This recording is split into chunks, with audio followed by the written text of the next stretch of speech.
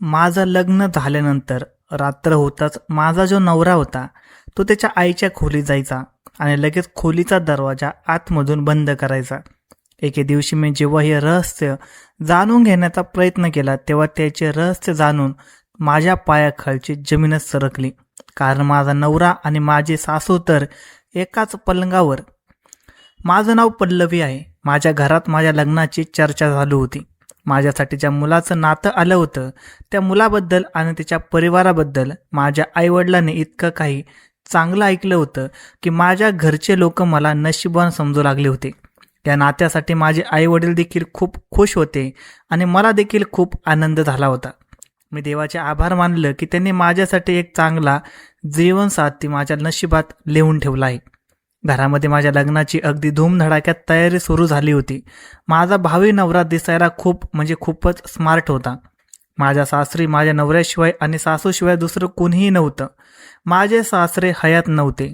काही वर्षापूर्वी त्यांचा एक अपघातात मृत्यू झाला होता आणि माझा नवरा त्याच्या आईवडिलांचा एकुलता एक मुलगा होता. आम्ही तर 3 भाऊ बहीण होतो. मी सर्वात मोठी होते आणि मला अजून 2 लहान भाऊ होते. मी एका श्रीमंत कुटुंबातील मुलगी होते. माझ्या आईवडिलांनी माझ्या लग्नामध्ये कोणत्याच गोष्टीची कमतरता ठेवली नव्हती आणि माझं लग्न अगदी धूमधडाक्यात लावून दिलं होतं. आज मी माहेरचा निरोप घेऊन सासरी आले होते. प्रत्येक मुलीप्रमाणे माझ्या मनात देखील लग्नानंतरची हजारो स्वप्ने होती की माझ्या नवऱ्याने माझ्यावर खूप प्रेम करावे, त्याने माझी खूप काळजी घ्यावी, माझा आदर करावा. माहेरचा निरोप घेऊन मी जेव्हा माझ्या सासरच्या घरी पोहोचले तेव्हा तर मी खूपच हैराण झाले होते. कारण माझ्या सासरच्या घरी माझं स्वागत करण्यासाठी कोणीही हजर नव्हतं. घरामध्ये कोणीही पाहुणे दिसत नव्हते.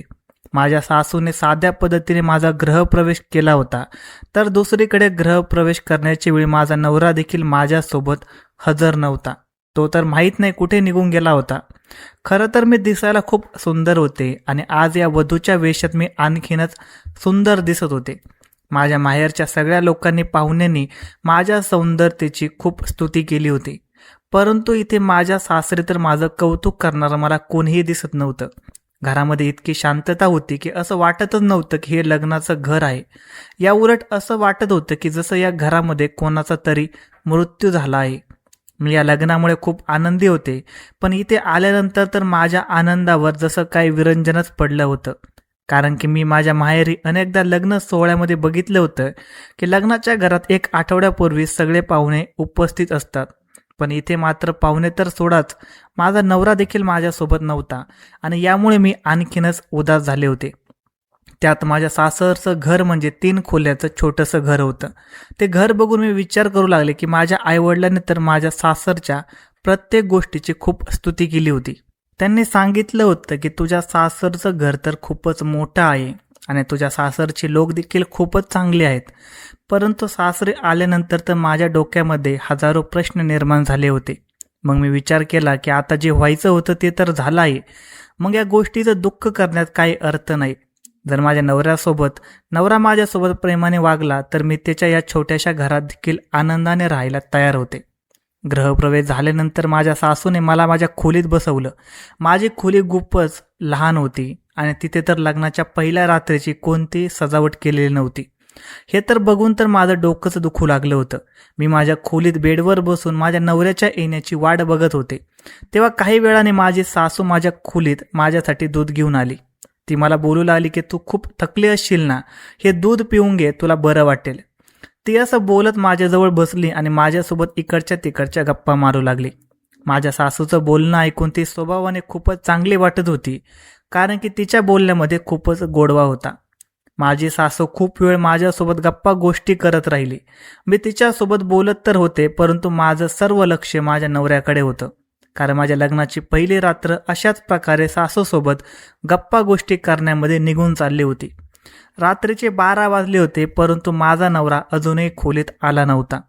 मग काही वेळानंतर जेव्हा माझी सासू खोलीतून बाहेर निघाली तेव्हा मी सुटकेचा निश्वास सोडला की चला आता तरी माझा नवरा खोलीत येईल. परंतु माझी सासू खोलीतून बाहेर जाता जाता मला एक गोष्ट सांगून गेली. तिने सांगितलं की सुनबाई, तुला काही गरज लागली तर मला खोलीतूनच आवाज दे, तुला खोलीतून बाहेर येण्याची आवश्यकता नाही. तू जर खोलीबाहेर निघालीस तर खूप पस्तावशील. माझ्या सासूच्या या विचित्र बोलण्यामुळे मी अगदीच हैराण झाले होते. कारण मी आता लग्न करून माझ्या सासरी आले होते, त्यामुळे हे घर माझंच होतं. मग एकाच खोलीत राहून मी घरातील सगळे कामं कशी काय करू शकत होते? कोणत्या ना कोणत्या कामासाठी तर मला खोलीतून बाहेर निघावंच लागेल ना. माझी सासू मला एका विचित्र नजरेने पाहत खोलीतून बाहेर निघून गेली होती. ती गेल्यानंतर थोड्या वेळातच माझा नवरा खोलीत आला, पण तो खूपच घाईत होता. माझ्या नवऱ्याने खोलीत येतात माझ्या हातामध्ये एक बॉक्स दिला आणि बोलू लागला की हे तुझं पहिल्या रात्रीचं गिफ्ट आहे. मला एक महत्त्वाचं काम आहे, त्यासाठी मला आत्ताच जावं लागेल, असं बोलून तो खोलीतून बाहेर निघून गेला आणि मी तशीच बसून स्तब्ध नजरेने त्याला बघतच राहिले. माझा नवरा इतक्या घाईत होता की त्याने मला काही बोलण्याची संधीसुद्धा दिली नाही. त्यावेळी मला सतत माझ्या सासूबाईचे बोलणे सतावत होते की खोलीतून बाहेर निघू नकोस, नाहीतर तू खूप पस्तावशील. याचा अर्थ स्पष्ट होता की नक्कीच इथे काही ना काहीतरी गडबड आहे. माझ्या याच्यासोबत माझ्या मनात शंका देखील निर्माण होत होती की माझ्यासोबत काही चुकीचं तर होणार नाही ना. मी तर या घरामध्ये नवीन होते, त्यामुळे कोणाला नीट ओळखत देखील नव्हते. नवऱ्यासोबत काही बोलले असते तर त्याच्याबद्दल काही समजलं असतं, परंतु त्याला तर माझ्यासाठी वेळच नव्हता. माहीत नाही तो इतक्या घाईत कुठे निघून गेला होता. नव्या नवरीला सोडून असं कोणी जातं का? यावेळी तर माझ्या नवऱ्याने माझ्यासोबत राहायला हवं होतं, पण तो मात्र मला सोडून माहीत नाही कुठे निघून गेला होता. मला तर काही समजेनासं झालं होतं. माझ्या आईच्या एका ओळखीच्या बाईने हे नातं माझ्यासाठी आणलं होतं आणि तशीही माझ्या घरातल्यांची हीच इच्छा होती की माझं लग्न अशाच ठिकाणी व्हायला पाहिजे, जिथे संयुक्त कुटुंब नसावं. माझ्या आईवडिलांचे हेच म्हणणं होतं की आम्ही आमच्या मुलीचे लग्न त्या घरात करू जिथे घरात खूप कमी सदस्य असतील. मुलगा शिकलेला असावा आणि सोबतच चांगला कमावता असावा, जेणेकरून आमची मुलगी तिथे राज्य करेल. कारण माझ्या आईने खूप वर्ष संयुक्त कुटुंबात घालवली होती. जेव्हा आजीने मोठ्या काकूने नेहमीच माझ्या आईला त्यांच्या दबावाखाली ठेवलं होतं, माझी आई नेहमीच ते सहन करायची. आमच्या घरामध्ये छोट्या छोट्या गोष्टीवरून भांडणे होत होती. हे सर्व पाहून काही वर्षानंतर माझ्या आईवडिलांनी वेगळं घर विकत घेतलं आणि आम्ही लोक या घरामध्ये शिफ्ट झालो. माझ्यासाठी आलेल्या या नात्यामध्ये सासरे देखील हयात नव्हते.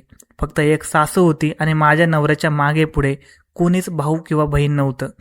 त्यामुळे माझे आई वडील माझ्या या नात्यामुळे खूपच खुश होते. लोकांना या गोष्टीबद्दल माहीत होतं की मी एका श्रीमंत बापाची मुलगी आहे, म्हणून माझे वडील माझं लग्न अगदी धूमधडाक्यात लावून देतील आणि खूप जास्त हुंडा देखील देतील. मी माझ्या आईवडिलांची मोठी मुलगी होते, त्यामुळे सगळ्यांचेच माझ्यावर खूप प्रेम होते. माझे दोन्ही भाऊ माझ्यापेक्षा लहान होते.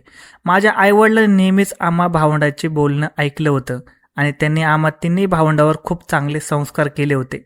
आम्ही तिन्ही भाऊ बहीण एकमेकांवर खूप प्रेम करत होतो. कधी आम्हा भावा बहिणीमध्ये अबोला निर्माण झाला नव्हता. मी माझा भूतकाळ आठवत होते, विचार करत होते आणि या सर्वांचा विचार करता करता दिवस उजाडला होता. सकाळ झाली होती, परंतु माझा नवरा खोलीत आला नव्हता. टेन्शनमुळे मला पूर्ण रात्र झोपच लागली नाही. माझ्या लग्नाच्या पहिल्याच रात्री माझा नवरा मला अशा प्रकारे सोडून माहीत नाही कुठे निघून गेला होता. माझ्या डोक्यामध्ये नको नको ते विचार येऊ लागले होते. सकाळचे 5 वाजले होते तरी देखील माझा नवरा अजूनही आला नव्हता. म्हणून मी विचार केला की माझ्या सासूला जाऊन विचारून घेते की तिचा मुलगा नेमकं कुठं आहे. मग मी माझ्या सासूच्या खोलीच्या दरवाजावर ठोठावले, तेव्हा दरवाजा माझ्या नवऱ्याने उघडला आणि हे पाहून मला धक्काच बसला. मला माझ्या नवऱ्याचा खूप राग देखील आला होता की लग्नाच्या पहिल्या रात्री माझ्या नवऱ्याला माझ्यासोबत असायला हवं होतं, त्याच्या आईसोबत नाही. शेवटी रात्रभर तो त्याच्या आईच्या खोलीमध्ये काय करत होता? मला तिथे बघून माझ्या नवऱ्याच्या चेहऱ्यावर पण एक वेगळेच भाव आले होते. तो गोंधळलेल्या स्वरात मला विचारू लागला की पल्लवी, तू इथे काही काम आहे का? यावर मी त्याला काहीही उत्तर न देता रागातच माझ्या खोलीत निघून आले आणि खोलीत येऊन रागात बसून राहिले. माझा नवराही माझ्या मागे मागे आला आणि माझी समजूत काढत म्हणाला की माझ्या आईची तब्येत बरी नाही, त्यामुळेच रात्री मी तिच्याच खोलीत थांबलो होतो. मला माहीत आहे की माझ्या अशा वागण्यामुळे तुला खूप वाईट वाटलं असेल, परंतु माझं आईचं माझ्याशिवाय या जगात कोणीच नाही. मग तूच सांग, मी तिची काळजी घेणार तर मी नाही घेणार तर कोण घेईल? यावर मी म्हणाले की तुमचं म्हणणं अगदी बरोबर आहे, परंतु अशा प्रकारे स्वतःच्या लग्नाची पहिली रात्र कोणीही वाया घालवत नाही. ज्या प्रकारे तुम्ही लग्नाची पहिली रात्र वाया घालवली आहे, जर तुमच्या आईची तब्येत ठीक नव्हती तर ते तुम्ही मला सांगायला हवं होतं. मी स्वतः पूर्ण रात्र जागून त्यांची सेवा केली असती, परंतु तुम्ही तर मला काहीही न सांगता खोलीतून निघून गेलात. मला वाटलं कदाचित तुम्हाला काही महत्त्वाचं काम असेल म्हणून तुम्ही घराबाहेर गेला असाल, परंतु जेव्हा मी तुम्हाला तुमच्या आईच्या खोलीत पाहिले तेव्हा मला अजूनच राग आला. कुणी असं वागतं का? माझ्यासोबत थोडा वेळ घालवून तुम्ही तुमच्या आईच्या खोलीत जाऊ शकला असतात. त्यावर माझा काहीच आक्षेप राहिला नसता, परंतु तुम्ही हे अशा प्रकारे मला न सांगता निघून गेल्यामुळे मला तुमचा खूप राग आला आहे. मला असं रागवलेलं बघून तो मला मनवण्याचा प्रयत्न करू लागला, परंतु मला माझ्या नवऱ्याच्या रात्रीच्या त्या वागण्यावर खूपच राग आला होता. मग थोड्या वेळानंतर जेव्हा माझी सासू आमच्या खोलीमध्ये चहा नाश्ता घेऊन आली, तेव्हा तर तिला पाहून मी अगदी हैराण झाले होते, कारण तिला पाहून अजिबात वाटत नव्हते की ती आजारी आहे. उलट तिने स्वतः तिच्या हाताने आम्हा दोघांसाठी नाश्ता बनवला होता. आम्ही दोघं नवरा बायकोने मिळून नाश्ता केला. मग काही वेळाने मी जेव्हा खोलीतून बाहेर गेले तेव्हा पाहिलं की माझी सासू किचनमध्ये दुपारचं जेवण बनवण्यात व्यस्त होती. मला तिथे पाहून जणू काय तिला धक्काच बसला होता. मला पाहताच ती लगेच बोलू लागली की अगं सुनबाई, मी तुला मनाई केली होती ना की तू तुझ्या खोलीतून बाहेर येऊ नकोस म्हणून. मग तू खोलीतून बाहेर का आलीस? तू नवीन नवरी आहेस, मला तुझ्याकडून कोणतंच काम करून घ्यायचं नाही. तू परत तुझ्या खोलीत जा. माझी सासू तर अशी बोलत होती जशी काय मी खोलीतून बाहेर निघून खूप मोठी चूक केली आहे. मी म्हणाले की आई, तुमची तब्येत ठीक नाही, त्यामुळेच विचार केला की किचनमध्ये जाऊन पाहते, काही काम असेल तर करून घेते, परंतु तुम्ही तर मला काम करायला अगदी नकार देत आहात. आता हे माझं देखील घर आहे, मी या घराची जबाबदारी आता सांभाळू शकते. यावर माझी सासू बोलू लागली की हो, काल रात्री माझी तब्येत जरा बिघडली होती, परंतु आता मी एकदम बरी आहे. मी सगळी कामं करू शकते. जर तुला कोणत्या गोष्टीची आवश्यकता असेल तर तू मला खोलीतूनच आवाज देऊ शकतेस. मी तुझ्या खोलीत लगेच येईन, परंतु तुला खोलीतून बाहेर निघण्याची काहीच गरज नाही. चल पटकन खोलीत जा. माझ्या सासूचं हे वागणं मला जरा अजिबात सुद्धा पटत नव्हतं. आता माझा नवरा तर कामाला गेला होता, म्हणून मी विचार केला की जेव्हा तो घरी येईल तेव्हा मी त्याच्याशी याविषयी बोलेन. मला तर माझ्या खोलीतून खूप गुदमरल्यासारखं होत होतं. एकतर ती खोली खूप लहान होती आणि दुसरी गोष्ट म्हणजे त्या खोलीमध्ये AC देखील नव्हता. छतावर एक छोटासा फॅन लावलेला होता, ज्यामुळे मला खूपच गरम होत होतं. माझ्या माहेरी तर मला कधीच थंडी किंवा गरमीची जाणीव झाली नाही, परंतु इथे तर माझा दम घुटत होता. माझं मन करत होतं की मी खोलीच्या बाहेर निघून जावं, परंतु मला माझ्या सासूने खोलीच्या बाहेर निघण्यासाठी सक्तीने मनाई केली होती. शेवटी यामागे काय कारण होतं ते फक्त माझा नवराच मला सांगू शकत होता. मी खोलीत बसून माझ्या नवऱ्याच्या येण्याची वाट पाहत होते.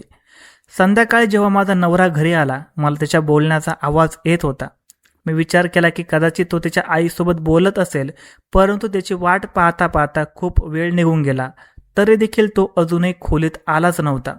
शेवटी मी वैतागून खोलीतून बाहेर आले आणि माझ्या सासूच्या खोलीजवळ जाऊन बघितलं तर त्यावेळी माझ्या सासूच्या खोलीचा दरवाजा थोडासा उघडा होता. मी जसं त्या खोलीच्या दारापाशी जाऊ लागले तेव्हा अचानक माझा नवरा खोलीतून बाहेर निघाला आणि मला पाहताच त्याने त्याच्या आईच्या खोलीचा दरवाजा बंद केला आणि मला बोलू लागला की तू इथे काय करायला आलीस? चला आपण दोघं आपल्या खोलीत जाऊया. माझ्या नवऱ्याने मला काही बोलण्याची संधी दिली नाही आणि माझा हात पकडून सरळ मला खोलीत घेऊन आला. माझं व्यवस्थित लक्ष होतं की माझी सासू झोपली नव्हती, ती जागीच होती आणि ते दोघं मायलेकं एकमेकांसोबत काहीतरी बोलत होते. मग माझ्या नवऱ्याने त्याच्या आईच्या खोलीचा दरवाजा बाहेरून का बंद केला होता? खोलीत आल्यानंतर माझा नवरा माझ्याशी खूप प्रेमाने बोलू लागला. तो म्हणाला की पल्लवी, तू अजूनही नवीन नवरी आहेस, म्हणून तू आराम करत जा. यावर मी माझ्या नवऱ्याला म्हणाले की हे बघ महेश, मला तुझ्या या घरामध्ये अक्षरशः गुदमरल्यासारखं होतंय. मी दिवसभर या खोलीमध्ये स्वतःला कोंडून ठेवू शकत नाही. मला बाहेरच्या ताज्या हवेची गरज आहे. तुझ्या आईने तर मला खोलीच्या बाहेर निघण्यासाठी सक्तीने मनाई केली आहे. आता तूच सांग, त्यांच्या अशा वागण्याचं नक्की काय कारण आहे? यावर माझा नवरा बोलू लागला की आमच्या इथे अशी परंपरा आहे की नवीन नवरी काही दिवस तिच्या खोलीतून बाहेर निघत नाही, नाहीतर अपशकुन होतो, आणि अजून तर आपल्या लग्नाला पूर्ण 1 दिवस सुद्धा झालेला नाही. जर तू अशी सारखी सारखी खोलीच्या बाहेर निघत राहिलीस तर काहीही वाईट घडू शकते. फक्त यामुळेच माझी आई तुला खोलीतून बाहेर निघण्यास नकार देते. मी म्हणाले, परंतु असं कधीपर्यंत चालेल? मी कसं या खोलीमध्ये राहू? खूपच गरम होतं इथे. जर थंडीचे दिवस असते तर काही हरकत नव्हती. यावर माझ्या नवऱ्याने मला खूप प्रेमाने समजावलं आणि बोलू लागलं की तुला काळजी करण्याची काहीच गरज नाही. फक्त काही दिवसांची तर गोष्ट आहे. त्यानंतर या घरामध्ये तुला जिथे फिरायचं आहे तिथे तू फिरू शकतेस. माझ्या नवऱ्याने इतक्या प्रेमाने मला समजावलं होतं, ज्यामुळे माझा राग आपोआप शांत झाला. मग आम्ही दोघं नवरा बायको खूप वेळ एकमेकांसोबत गप्पा गोष्टी करण्यात घालवला. गप्पा गोष्टी करण्यात तो पूर्ण दिवस कसा निघून गेला काहीच समजलं नाही. मग रात्री माझी सासू स्वतःच्या हाताने जेवण बनवून आम्हाला खोलीत देऊन गेली. माझी सासू खरंच खूप चांगली होती. तिची तब्येत ठीक नसताना देखील इतकं सगळं काम करत होती. मला तिचं हे वागणं खूपच आवडलं. नाहीतर आजकालच्या सासू तर दुसऱ्या दिवशी स्वतःच्या सुनबाईला घराची किचनची पूर्ण जबाबदारी देतात. पण रात्र झाली तेव्हा माझा नवरा वॉशरूमला जायचं आहे असं बोलून खोलीच्या बाहेर निघून गेला. खरं तर आमच्या खोलीमध्ये सुद्धा वॉशरूम होता, तेव्हा त्याला बाहेर जाण्याची काही गरजच नव्हती. पण यावर मी त्याला काहीच बोलले नाही. मला त्याची वाट पाहता पाहता जवळपास 1 तास उलटून गेला होता. रात्रीचे 1 वाजला होता, परंतु माझा नवरा अजूनही खोलीत आला नव्हता. मला वाटलं की आज देखील तो त्याच्या आईसोबत खोलीतच असेल. आज पुन्हा मी हे सगळं सहन करू शकत नव्हते. आणि तसे या शकून अपशकून या सगळ्या गोष्टीवर माझा अजिबातच विश्वास नव्हता. म्हणून मी माझ्या खोलीतून शांतपणे बाहेर निघाले आणि लगेच हे पाहायला गेले की माझ्या सासूची तब्येत ठीक आहे की नाही. मी जसं सासूच्या खोलीचं दार उघडण्यासाठी दारावर हात ठेवला, तेव्हा हे पाहून मी हैराण झाले की दोघं मायलेक खोलीचा दरवाजा आतून बंद करून झोपले होते. मला माहीत होतं की माझा नवरा त्या खोलीच्या आतमध्येच आहे, पण नक्की हे दोघं मायलेक खोलीच्या आतमध्ये काय करत होते मला तर काही समजतच नव्हतं. मग माझं लक्ष त्या खोलीला असणाऱ्या खिडकीजवळ गेलं. मी आतमध्ये डोकवण्याचा प्रयत्न केला. खोलीतील लाईट चालूच होती, म्हणून मला आतलं सर्व काही स्पष्ट दिसत होतं. एका बाजूला बेडवर माझा नवरा झोपला होता, तर दुसऱ्या बाजूला माझी सासू आणि त्या दोघांच्या मधोमध एक तरुण मुलगी झोपली होती. हे दृश्य बघून तर माझ्या पायाखालची जमीनच सरकून गेली. या घरात माझ्यासोबत नक्कीच काहीतरी चुकीचं होत होतं. यावर माझा विश्वास बसला होता. मी निर्णय घेतला की सकाळ होताच मी माझ्या नवऱ्याला आणि सासूला त्या मुलीबद्दल सर्व काही विचारेन. कारण मला आणि माझ्या घरातल्यांना तर फक्त इतकंच माहीत होतं की माझ्या नवऱ्याच्या घरामध्ये फक्त त्याची आई राहते. त्या दोघांशिवाय घरामध्ये कोणी सदस्य नाही. मग ही मुलगी कोण होती? या सगळ्या गोष्टींचा विचार करून मला अगदी चक्कर आल्यासारखं झालं होतं. तरीही मी त्या वेळेला माझ्या रागावर ताबा ठेवत शांतपणे माझ्या खोलीत येऊन सकाळ होण्याची वाट पाहू लागले. सकाळी 8 वाजता माझा नवरा खोलीमध्ये आला आणि मला माहीत होतं की माझा नवरा खोलीत आला आहे, तर आता माझी सासू देखील नाश्ता घेऊन खोलीत येईल. जेव्हा माझी सासू नाश्ता घेऊन आली, तेव्हा मी सासूला विचारलं की तुम्ही दोघांनी मला आता खरं खरं सांगा की या घरामध्ये नक्की काय चालू आहे. माझं हे बोलणं ऐकून माझ्या नवऱ्याच्या आणि सासूच्या चेहऱ्यावरील रंगच उडून गेला. माझा नवरा बोलू लागला की हे तू सर्व काय बोलतेस? मी म्हणाले, मला सर्व काही समजलं आहे की तुम्ही त्या खोलीमध्ये का झोपताय. त्या खोलीमध्ये कोणती तरी मुलगी आहे. काल रात्री मी स्वतः माझ्या डोळ्याने तुमच्या आईच्या खोलीमध्ये फक्त तुम्हा दोघांनाच नाही तर एका मुलीला देखील पाहिलं आहे. असं म्हणत मी लगेच खोलीतून बाहेर गेले. जसं मी खोलीतून बाहेर गेले तेव्हा ती मुलगी बाहेर अंगणामध्ये बसलेली होती. मी त्या मुलीचा हात धरून तिला खोलीत आणलं आणि माझ्या नवऱ्यासमोर आणि सासूसमोर उभं केलं आणि म्हणालो की हीच ती मुलगी आहे जिला रात्री मी पाहिलं होतं. आता तुम्ही लवकरात लवकर मला खरं सांगा काय आहे आणि ही मुलगी कोण आहे. आता तुम्हाला माझ्यापासून काहीही लपवण्याची गरज नाही. ती मुलगी तर शांतपणे उभी होती, फक्त मला अगदी निरखून पाहत होती. इकडे माझी सासू आणि माझा नवरा माझं बोलणं ऐकून घाबरले होते. त्यावेळेला काही क्षण पूर्ण खोलीत शांतता पसरली होती. मग काही वेळानंतर माझा नवरा रडू लागला आणि माझ्या सासूच्या डोळ्यात देखील अश्रू आले होते. माझ्या नवऱ्याने त्याच्या आईला सांगितलं की आई तू वर्षाला घेऊन तुझ्या खोलीत जा, मी येतो लगेच. माझी सासू त्या मुलीला घेऊन तिच्या खोलीत गेली. त्यानंतर नवऱ्याने आमच्या खोलीचा दरवाजा आतून बंद केला आणि मला बोलू लागला की मला माफ कर पल्लवी, मला माहीत आहे की तुझ्या मनामध्ये खूप सारे प्रश्न निर्माण झाले असतील की ही मुलगी कोण आहे आणि रात्री मी माझ्या आईच्या खोलीमध्ये का झोपतो. तर सत्य हे आहे की ही माझी लहान बहीण आहे. तिचं नाव वर्षा आहे. माझी बहीण मानसिकदृष्ट्या कमजोर आहे. तिला वेड्यांचे झटके येतात. रात्री तिला इतके जोरजोरात झटके येतात की कधी कधी ती स्वतःचा जीव घेण्याचा प्रयत्न करते. आई तर या वयामध्ये तिला सांभाळू शकत नाही. त्यामुळेच रात्री मला तिच्या जवळ थांबावं लागतं, जेणेकरून तिने स्वतःला आणि आईला काहीही नुकसान पोहोचू नये. माझ्या नवऱ्याला अशा प्रकारे रडताना पाहून मला स्वतःची खूप लाज वाटू लागली.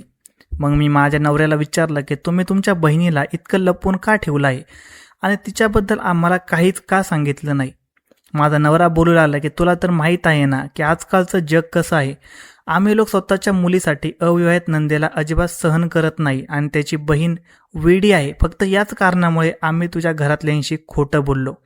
यामध्ये आमच्या बहिणीची देखील इज्जत जाते आणि यामुळेच माझं लग्न देखील होत नव्हतं. ही आमची खूप मोठी मजबुरी होती पल्लवी. त्यामुळेच आम्ही तुम्हा लोकांसोबत खोटं बोललो. माझ्या बहिणीच्या या अवस्थेमुळे मी आणि माझी आई नेहमीच टेन्शनमध्ये असतो. माझ्या नवऱ्याच्या डोळ्यामध्ये त्याच्या बहिणीची खूपच प्रेम दिसत होतं आणि तो फक्त रडत होता. तो बोलू लागला की जेव्हा कधी कोणी माझ्या बहिणीला वेडी आहे असं बोलतं ना तेव्हा मला खूपच वाईट वाटतं. याच कारणामुळे मला तिला जगाच्या समोर आणायचं नव्हतं. हेच कारण आहे की ज्यामुळे ती फक्त खोलीतच राहते आणि कधी कधी काही कामासाठी खोलीच्या बाहेर निघते. तेव्हा तिला खोलीच्या आतमध्ये परत पाठवलं जातं कारण की ती कधीही काही चुकीचं करू शकते. माझ्या नवऱ्याला असं रडताना पाहून मला देखील या गोष्टीचं खूप वाईट वाटत होतं की माझ्या इतक्या चांगल्या नवऱ्यावर मी संशय घेतला. काही वेळानंतर माझ्या नवऱ्याने खोलीचा दरवाजा उघडला आणि माझी सासू माझ्या खोलीत आली. ती देखील खूप रडत होती. ती बोलू लागली की सुनबाई, आता हे पूर्ण घर तुझं आहे. आता तुझी इच्छा असेल तर तू खोलीच्या बाहेर निघू शकतेस. आता तर सगळं सत्य तुझ्यासमोर उघडं झालं आहे. त्यामुळे तुला असं कोंडून ठेवून काही उपयोग होणार नाही. ते बोलणं ऐकून मला देखील खूप आनंद झाला. माझ्या सासरे आता सर्व काही ठीक झालं होतं.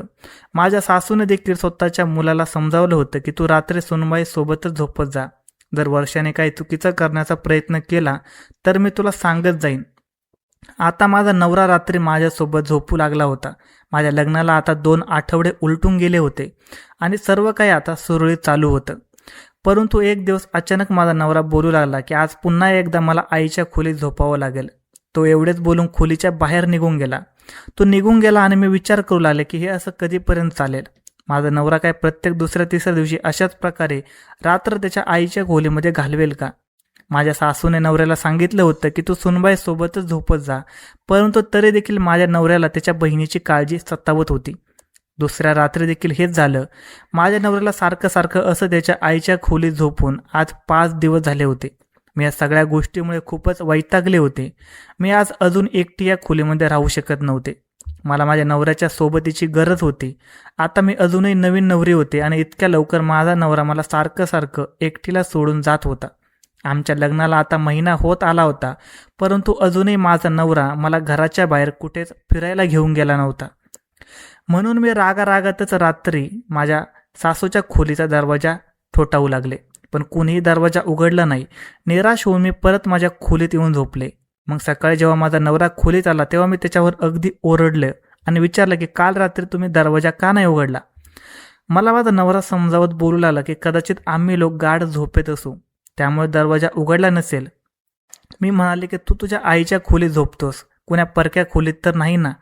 मग दरवाजाला आतून बंद करून झोपायची काय गरज आहे? माझ्या या प्रश्नावर माझा नवरा घाबरला आणि बोलू लागला की तुला सांगितलं तर होतं ना की माझ्या बहिणीला झटके येतात, ती खोलीतून बाहेर निघू नये, त्यामुळेच आम्ही दरवाजा आतमधून लावून घेतो. मी म्हणाले की जर तुला हीच भीती आहे तर उद्यापासून मी तुझ्या बहिणीसोबत आणि तुझ्या आईसोबत झोपत जाईन. मी त्या दोघींची काळजी घेईन, तू आपल्या खोलीत झोपत जा. मी नोटीस केलं होतं की माझ्या या बोलण्यावर माझ्या नवऱ्याचा चेहऱ्याचा रंगच उडून गेला होता. तो काहीही न बोलता खोलीतून बाहेर निघून गेला. दुसऱ्या दिवशी माझी सासू दुपारी तिच्या खोलीमध्ये झोपली होती. माझा नवरा घरात नव्हता. मी खिडकीतून डोकावून पाहिलं तर वर्षा जागीच होती. मी हळूच वर्षाला आवाज दिला आणि सांगितलं की दरवाजा उघड. तिने भीतीने नकार दिला. तिला बघून तर ती कोणत्याही अँगलने वेडी वाटतच नव्हती, उलट खूप जास्त घाबरलेली वाटत होती.